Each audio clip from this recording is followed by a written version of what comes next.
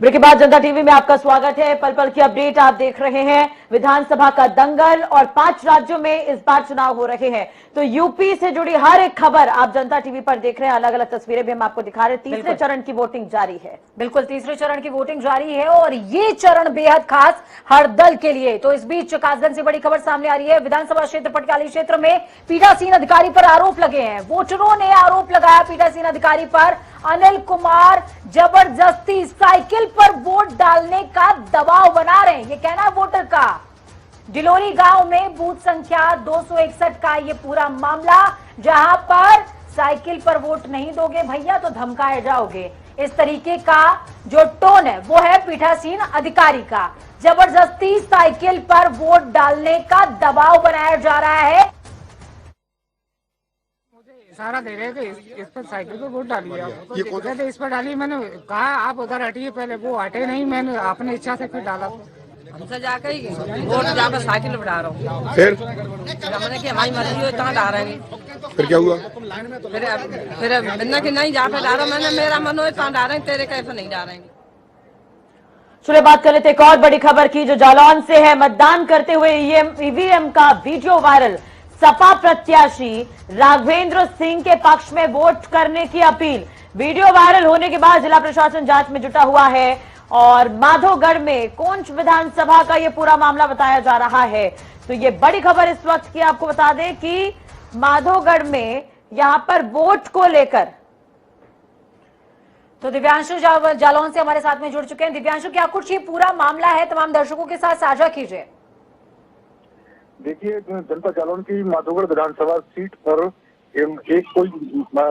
एक मतदाता जो है मतदान करते समय उसने एक वीडियो बनाया है, जिस वीडियो में वो जो है राघवेंद्र सिंह जो समाजवादी पार्टी के प्रत्याशी हैं उनको वोट कर रहा है। और ये वीडियो जो है यहाँ सोशल मीडिया में बहुत जबरदस्त तरीके से जो है वायरल हो रहा है। इसको लेकर के जिला प्रशासन जो है क्या कोई कार्रवाई हुई है क्या?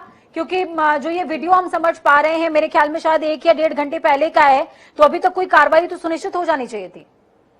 अभी तक जांच चल रही है, अभी तक कार्रवाई की बात जो है करने की हो रही है, लेकिन अभी कोई ऐसी कार्रवाई नहीं हुई है जिसको लेकर के अभी तुरंत कहा जा सके कि ये कार्रवाई हो गई है। लेकिन जिला प्रशासन कह रहा है जांच में जुटे हुए हैं और जो भी दोषी व्यक्ति होगा उस दोषी व्यक्ति के खिलाफ जो है निश्चित तौर पर जो है आचार संहिता को देखते हुए जो है कार्रवाई की जाएगी। जी चलिए दिवांशु, बहुत बहुत शुक्रिया तमाम जानकारी और बातचीत के लिए। तो लगातार पल पल की अपडेट आप देख रहे हैं। ललितपुर का रुख कर लेते हैं, संवाददाता हमारे साथ जुड़े हुए हैं। जी पूजा।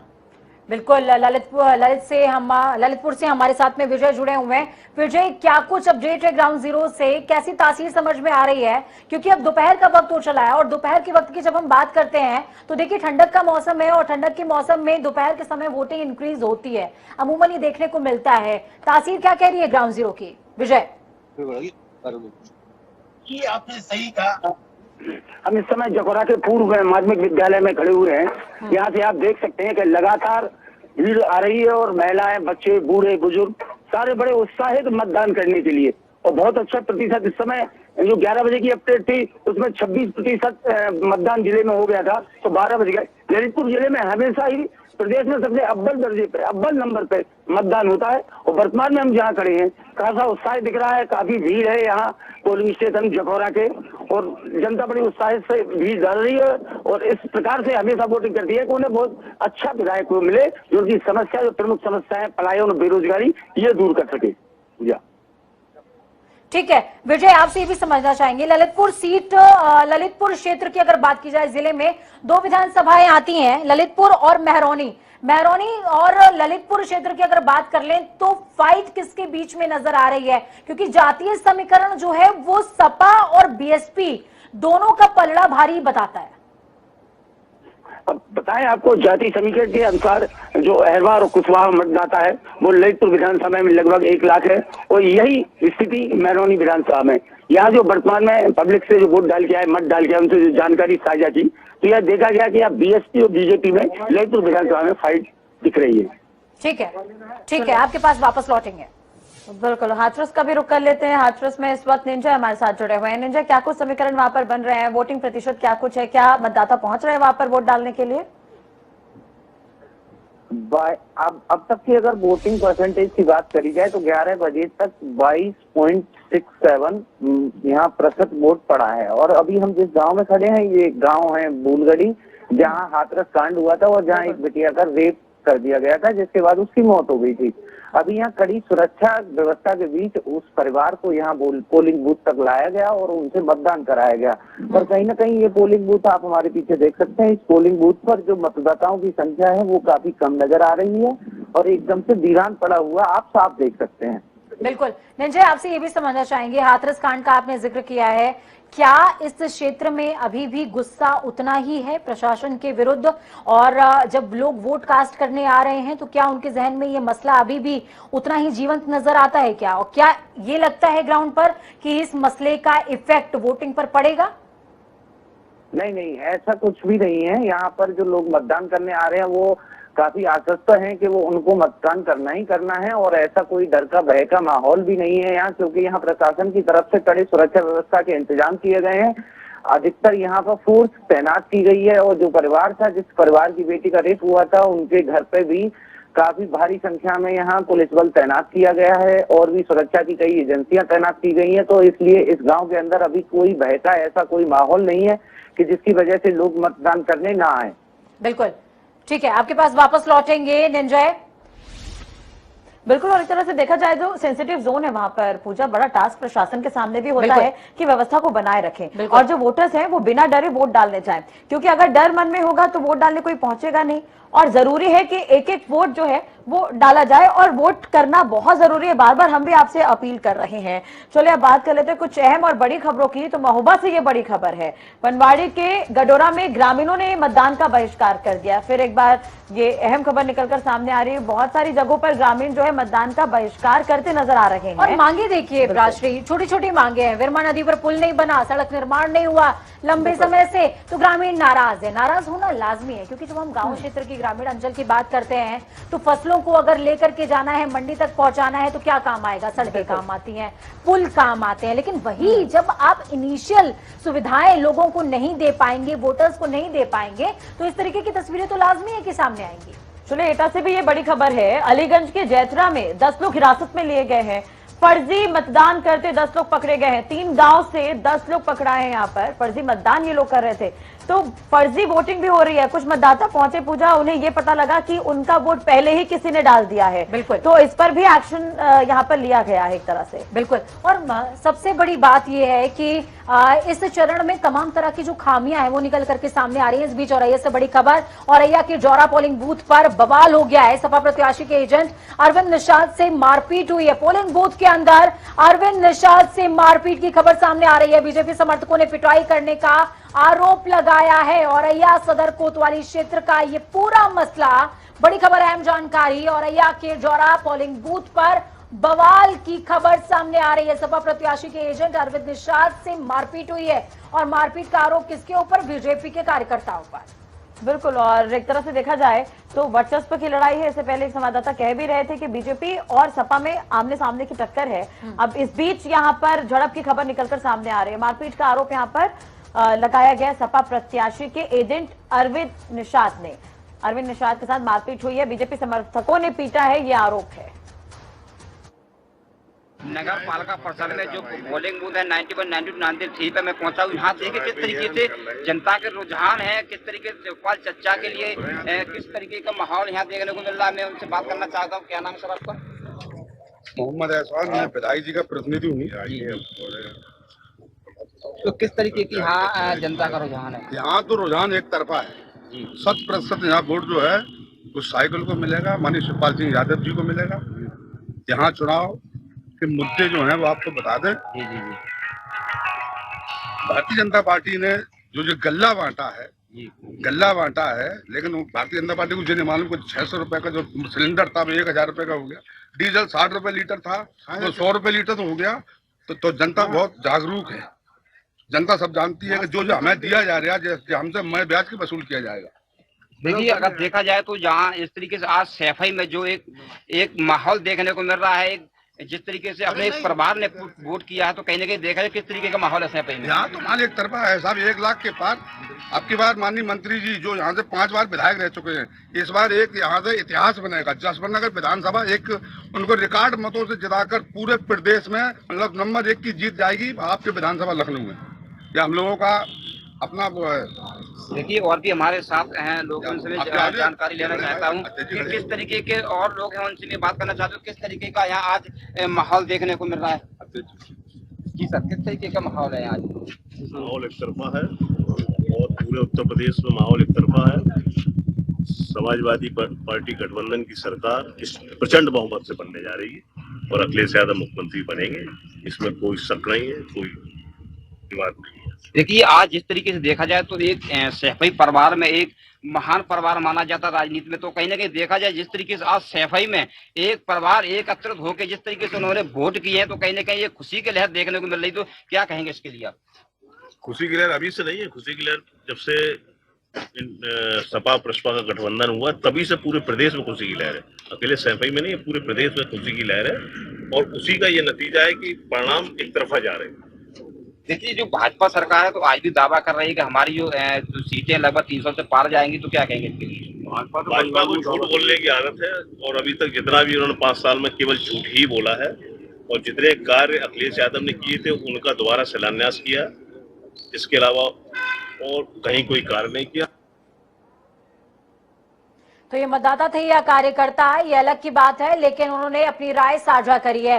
दूसरी तरफ बात लगातार हम विधानसभा के दंगल की कर रहे हैं, विधानसभा का वो दंगल जो आज अवध रीजन में हो रहा है। पश्चिम यूपी की कुछ सीटें हैं, बुंदेलखंड की कुछ सीटें हैं। बुंदेलखंड अवध रीजन का जिक्र हो रहा है तो हाथरस कांड की वजह से जाने जाने वाला गांव बूलागढ़ी में रेप पीड़िता के परिजनों को कड़ी सुरक्षा के बीच मतदान कराने ले जाया गया है और ये जो सीन है ये बेहद खास है। देखिए हाथरस के उस गांव में मौजूद हैं जहां अब से कुछ दिन पहले एक दलित लड़की का रेप कर दिया गया था और रेप के बाद लगातार ये गांव संवेदनशील बूथों में काउंट किया जा रहा था। उसी संवेदनशीलता को देखते हुए आप हमारे पीछे देख सकते हैं कितने सारे पुलिस के जवान यहाँ मौजूद हैं और ये वही परिवार है जिस परिवार की बेटी को रेप कर दिया गया था और जिसकी रेप के बाद मौत हो गई थी। यहाँ आप देख सकते हैं तस्वीरों में, यहाँ काफी सारा सुरक्षा बल तैनात किया गया है जिसके कड़ी सुरक्षा के बीच उनको पोलिंग बूथ तक लाया गया और ये हमारे पीछे पोलिंग बूथ है और यहाँ पर उनसे मतदान करने वो यहाँ पहुंचे हैं। हम लगातार आपको तस्वीरें दिखा रहे हैं, आप देख सकते हैं यहाँ कितना सारा सुरक्षा बल यहाँ पर मौजूद है। तो पल पल की अपडेट आप जनता टीवी पर लगातार देख रहे हैं। तमाम संवाददाता ग्राउंड जीरो पर मौजूद है। जालौन से दिव्यांशु और अभिनव हमारे साथ जुड़े हुए हैं कानपुर से। कानपुर का रुख कर लेते हैं, क्या कुछ औद्योगिक क्षेत्र में इस वक्त देख पा रहे हैं अभिनव और किस तरह से मतदान हो रहा है? सुबह की अगर हम बात करें तो वोट प्रतिशत संतोषजनक था, अभी क्या कुछ स्थिति? ये बिल्कुल आपको बता दूं कि सुबह जो संतोषजनक था, अभी भी धीरे धीरे कानपुर का मतदान हो रहा है। अगर ऑल ओवर दसों विधानसभा की बात की जाए तो सुबह 11 बजे तक 16.27% ही मतदान कानपुर में हो पाया है। मेरे पीछे एक मतदान केंद्र है, आप तस्वीरों में देख पा रहे होंगे कि किस तरह से मतदान करा रहे हैं और ये जो बूथ है इसको आदर्श मतदान केंद्र और सखी बूथ बनाया गया है। इस बूथ के बाहरी मतदाता सेल्फी पॉइंट भी बनाया गया है। मतदाता वोट करने के बाद सेल्फी पॉइंट में फोटो अपनी सेल्फी ले रहे हैं। वोटिंग प्रतिशत बढ़ाने की कवायद की जा रही है और अगर खासतौर से मैं जिस विधानसभा में इस वक्त मौजूद हूं, ये उच्च शिक्षा मंत्री नीलिमा कटियार की विधानसभा है और पूरे कानपुर में सबसे कम प्रतिशत मतदान अभी तक इसी विधानसभा में हुआ है। इस विधानसभा में सिर्फ 14.3% ही मतदान हो पाया है। जी ठीक है, वाकई और कानपुर के जो वोट प्रतिशत निकलकर पूजा सामने आए वो संतोषजनक ही कहे जा सकते हैं। औद्योगिक क्षेत्र है बिल्कुल, और इस जगह पर वोट प्रतिशत कम होना वाकई सोचने वाली बात है। बिल्कुल, और जबकि ये कहा जाता है कि शहरी क्षेत्र जितने होते हैं वहां पर जब भी वोटिंग परसेंटेज हाई होता है वो बीजेपी के लिए हमेशा ही बेनिफिशियल रहता है, क्योंकि शहरी वोटर जो है वो बीजेपी का जड़वत कोर वोटर होता है। जालौन से हमारे साथ में दिव्यांशु जुड़े हुए हैं। दिव्यांशु, मैं आपसे समझना चाहूंगी, माधोगढ़ सीट की बात की जाए, कालपी या फिर उरई सदर की बात की जाए, इन तमाम क्षेत्रों में अलग अलग प्रतिनिधियों के बीच में जो दंगल देखने को मिल रहा है, इसमें सबसे ज्यादा कांटे की टक्कर बीजेपी और सपा के बीच में मानी जा रही है। राघवेंद्र प्रताप के ऊपर हाल ही में कोई मामला भी अभी निकल करके सामने आया है, क्या कुछ अपडेट आप दे पाएंगे ग्राउंड जीरो से? दिव्यांशु, माधवगढ़ की पहुंच विधानसभा क्षेत्र में एक वीडियो वायरल हुआ है जिसमें क्या नाम है राघवेंद्र प्रताप सिंह के क्या नाम है समर्थक ने एक वीडियो वायरल किया है जिसमें वो साइकिल पे बटन दबाकर उसको वीडियो वायरल कर रहा है, जिसमें प्रशासन द्वारा जांच की जा रही है। जांच के तत्वों के बाद जो भी निकल के आता है उसके सामने वो अपडेट आपको दी जाएगी। ठीक है, ठीक है, चलिए अब हाथरस का भी रुख कर लेते हैं। निंजा हमारे साथ जुड़े हुए हैं। निंजा, संवेदनशील है जहां पर आप जो इलाका है हाथरस, तो ऐसे में प्रशासन की तरफ से क्या कुछ तैयारियां वहां पर नजर आ रही है? अभी किस तरह की कोई शिकायत? नहीं, अभी मैं यहाँ मौजूद हूँ, आप हमारे पीछे भी देख सकते हैं। यहाँ पुलिस प्रशासन लगातार सख्त और चौकन्ना नजर आ रहा है। चाहे यहाँ की बात करो या गांव के अंदर गलियों की बात करो, हर तरफ आप जिधर भी देखेंगे आपको यहाँ पुलिस बल नजर आएगा, क्योंकि प्रशासन ने भी इस बात को ध्यान में रखते हुए यहाँ कड़ी व्यवस्था की है प्रशासन ने जवानों की, कि जिस तरह से यहाँ पर जो कांड हुआ था उसके बाद कहीं ऐसा न हो कि जिसकी वजह से कहीं मतदान में कोई समस्या या बाधा प्रशासन की तैयारी रह जाए। लेकिन एक तरह से देखा जाए हाथरस वो इलाका है जो काफी सुर्खियों में रहा हाथरस कांड के बाद से ही। लेकिन अगर हम बात करें वहां पर मुद्दे क्या कुछ है, मुद्दे क्या कुछ है, क्योंकि इस बार जो चुनाव प्रचार हुआ है उस बार अगर देखें तो बार बार योगी कहते आए हैं कि अब यहाँ पे कर्फ्यू नहीं लगेंगे, सत्संग होंगे। अमित शाह पहुंचे थे, वो ये कहते हुए नजर आए थे अब यहाँ पर गुंडाराज नहीं चलेगा। तो ऐसे में अपराध एक महत्वपूर्ण मुद्दा रहा है, तो दोनों ही पार्टियां उस पर बोलती आई हैं। तो हाथरस में क्या कुछ स्थिति आप देख पा रहे हैं? लोग क्या संतुष्ट है वहां पर अब सुरक्षा व्यवस्था को लेकर, जिस तरह से जो डेली रूटीन में वहां पर जो है व्यवस्था उसे लेकर? जी पूजा, जितना हमने लोगों से बात की है और जितना हम लोगों के बीच गए हैं, लोगों का एक ही मानना है। लोगों ने कहा है कि जो सरकार की जो योजनाएं हैं वो प्रॉपर हमारे पास तक पहुंची हैं। पर कहीं ना कहीं अगर बेरोजगारी की बात की जाए तो बेरोजगारी के मुद्दे पे जरूर सरकार घिरती हुई नजर आती है, क्योंकि युवाओं का कहना है कि कहीं ना कहीं सरकार ने जो रोजगार है वो रोजगार हमको नहीं दिया। और कोरोना का अगर काल की बात की जाए तो कोरोना काल में सरकार ने जो भी कार्य किए वो बहुत अच्छे और सराहनीय कार्य सरकार की तरफ से किए गए। और तो एक सबसे बड़ा जो मुद्दा है वो किसानों का मुद्दा है। जैसा कि विपक्ष भी लगातार सरकार पर निशाना साधता है और कहता है कि किसानों के लिए सरकार ने कुछ नहीं किया, ऐसा ही कुछ यहाँ जनता का भी कहना है कि किसानों के मुद्दे पर काम है और उसका जो भी गणित है काम का, उसका आउटपुट तो 10 तारीख को ही मिलेगा। बने रहेगा हमारे साथ। इसी बीच ये बड़ी खबर है, महोबा चरखारी विधानसभा के 2 पोलिंग बूथों पर ईवीएम खराब होने की खबर। अजनर थाना के हरिजन बस्ती में ईवीएम खराब, महोबकंठ के पिपरी गांव में ईवीएम खराब होने से मतदान प्रभावित हो रहा है। एक और खबर ईवीएम खराब होने की, बिल्कुल ईवीएम खराब होने की एक और खबर सामने आई है, जिसमें अजनर थाना क्षेत्र के हरिजन बस्ती में ईवीएम खराब होने की खबर है। महोबकंठ के पिपरी गांव में भी ईवीएम खराब हुई है। और सबसे बड़ी बात यह है कि इस तरीके की जो अव्यवस्थाएं होती हैं इसे राष्ट्रीय, कहीं ना कहीं वोटिंग फीसदी जो है वो प्रभावित होता है। और वोटिंग परसेंटेज पर इस बार बहुत ज्यादा इफेक्ट पड़ रहा है, देखने को मिल रहा है। और 9 बजे से सुबह 7 बजे से मतदान शुरू हुआ है, पल की अपडेट भी हम देख रहे हैं। तो वाकई जो वोट प्रतिशत रहा है पिछले साल की तुलना में अगर हम देखें तो वो कम ही नजर आया है। हालांकि तो शाम तक ही साफ होगा कि कितने प्रतिशत वोट हुए हैं 2017 और अभी के वोट प्रतिशत में कंपेयर भी किया जाएगा। लेकिन अगर वोट नहीं डल रहे हैं, कहीं पर लोग वोट नहीं डालना चाहते, जहां पर लोग वोट डालना चाहते हैं वहां पर मशीन खराब हो जा रही है। बिल्कुल बिल्कुल। और बार बार जब इस चरण का जिक्र हो रहा है राष्ट्रीय, तो यादव लैंड कहा जाता है बार बार कि यादव लैंड में किसके लिए बात बनेगी, किसकी बात बिगड़ेगी, ये देखने वाली बात होगी। अभिनव हमारे साथ में कानपुर से जुड़े हुए हैं, अभिनव का रुख कर लेते हैं। अभिनव, मैं आपसे समझना चाहूंगी कि कानपुर के अंदर महाराजपुर वो सीट है जहां से जो मंत्री हैं वो 2 बार से विधायक खुद रह चुके हैं और इस बार फिर से वो इसी सीट पर महाराजपुर से ही अपने भाग्य की आजमाइश कर रहे हैं। ऐसे में मौजूदा समीकरण क्या कहते हैं? क्या समाजवादी पार्टी की जो स्थिति है वो पहले की अपेक्षा इस क्षेत्र में मजबूत होगी या सतीश महाना के चांसेस नजर आते हैं? जी बिल्कुल, आपको बता दूं कि वर्ष 2012 में जब नया परिसीमन आया था तब महाराजपुर विधानसभा का गठन हुआ था। महाराजपुर विधानसभा 2012 में अस्तित्व में आई थी। इसके पहले इसको सरसौल विधानसभा के नाम से जाना जाता था। और तब तक, जब तक 2012 में महाराजपुर नहीं बनी थी, तब तक भाजपा का कमल यहाँ पर नहीं खिल पाया था। यानी भाजपा का एक भी विधायक 1991 से लेकर 2012 तक नहीं बना। और जब 2012 में महाराजपुर विधानसभा बनी तब सतीश महाना यहाँ से कैंडिडेट हुए भाजपा के। वो 2012 में भी चुनाव यहाँ से जीते और 2017 में प्रचंड उनको जीत मिली थी। लगभग 92,000 मतों से वो इस विधानसभा पे जीत कराए थे। आपको बता दें कि इस पूरी विधानसभा में अगर जातीय समीकरण की बात करें तो सबसे ज्यादा वोटर ओबीसी और जनरल के हैं। और नए परिसीमन के बाद महाराजपुर विधानसभा में शहरी क्षेत्र ज्यादा आ गया है, ग्रामीण क्षेत्र कम है, जिसकी वजह से यहाँ भाजपा मजबूत मानी जाती है। और वर्तमान की स्थिति की बात करें तो समाजवादी पार्टी ने फतेह बहादुर सिंह गिल को यहाँ से प्रत्याशी जरूर बनाया है, लेकिन कोई भी प्रत्याशी सतीश महाना के आगे दमखम से चुनाव नहीं लड़ पा रहा है। ठीक है, आपके पास वापस लौटेंगे अभिनव, तो मैं आपसे सीसामऊ के बारे में बातचीत करूंगी, लेकिन ललितपुर से हमारे साथ में विजय भी लगातार मौजूद है राष्ट्रीय। बिल्कुल, और उनसे भी जान लेते हैं, क्योंकि कुछ देर पहले पूजा ये खबर निकलकर सामने आई थी कि वहां पर लोग वोट डालने नहीं पहुंच रहे, यानी कि विरोध करते हुए ग्रामीण नजर आए थे। विजय, क्या कुछ अपडेट आपके पास है? क्या ललितपुर के आसपास की जगह पर जहां पर विरोध की खबरें सामने आई थी, अधिकारी पहुंचे थे मनाने को लेकर, तो क्या ग्रामीण माने हैं वोट डालने को लेकर? जी बता दूं, ग्रामीणों ने मान लिया है, एसडीएम वहां पहुंचे थे और उनकी प्रार्थना पत्र से लिया। उनकी जो शिकायतें थी, कोटेदार द्वारा उन्हें राशन नहीं दिया जाता है, इसके लिए काफी ग्रामीण परेशान थे और पूर्व में कई अधिकारियों से इस बारे में चर्चा कर सके थे, उन्हें ज्ञापन दे चुके थे। लेकिन एसडीएम के पहुंचने के बाद जी विजय, हो सके तो आपके पीछे जो तमाम लोग मौजूद हैं, क्योंकि आपके पीछे एक लंबी कतार दिख रही है वोटर्स की, तो हो सके तो उनसे बातचीत करने की कोशिश कीजिए। उनके मुद्दे क्या हैं ये पूछिएगा, उनसे ये मत पूछिए कि वो किसे वोट देना चाहते हैं या नहीं देना चाहते। उनके मसले क्या है, किस मुद्दों को ध्यान में रख करके वो वोट कास्ट कर रहे हैं अपना। नाम क्या है आपका? शैलेंद्र जायसवाल जी हैं। तो आप ये क्या मुद्दा है, किन मुद्दे को लेकर आप मतदान कर रहे हैं?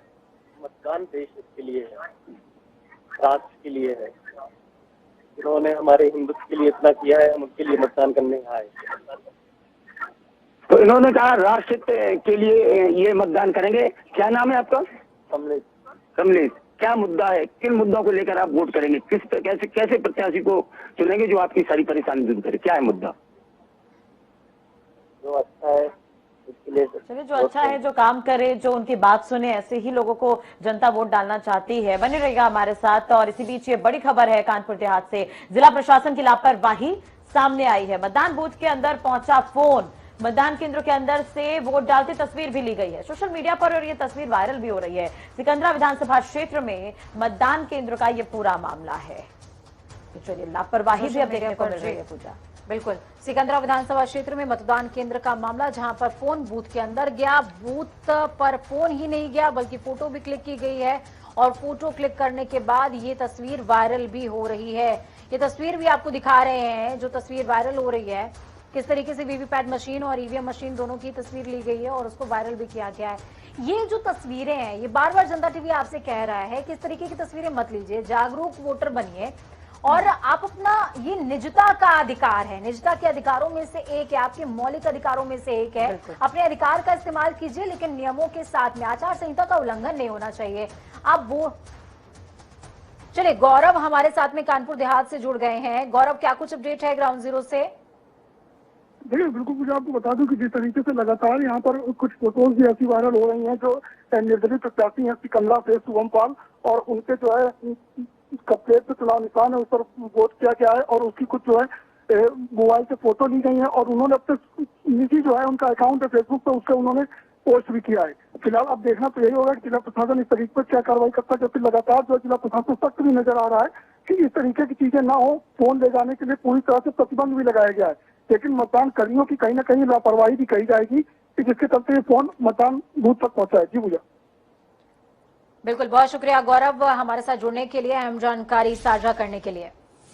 बिल्कुल, और विधानसभा का दंगल लगातार आप देख रहे हैं अपडेट, और जिस तरह से पूजा खबरें निकलकर सामने आ रही हैं, अब वोट प्रतिशत बढ़ रहे हैं। तीसरे चरण का चुनाव काफी अहम, जैसा कि आप पहले भी कहती आई हैं कि इस बार का जो चरण है वो खिचड़ी जैसा नजर आ रहा है। और वाकई 2017 के बाद से अगर हम बात करें तो 2022 इसलिए भी अहम है क्योंकि तीसरे चरण के चुनाव के वक्त काफी वर्चस्व की लड़ाई जो है वो देखने को मिली थी, और जो तमाम जो प्रत्याशी है वो पूरा दमखम दिखाते नजर आए थे। और सबसे बड़ी बात यह है, जब हम पहले और दूसरे चरण की बात करते हैं राष्ट्रीय, पहले और दूसरे चरण में देखिए क्या था कि पश्चिम बेल्ट थी, वहां पर किसान आंदोलन का मुद्दा हावी था, लेकिन जब तीसरे चरण में हम आ गए हैं तो मुद्दे खिचड़ी हो गए। यहां से जो लहर उठेगी वो लहर 7वें चरण तक यथावत जारी रहने वाली है।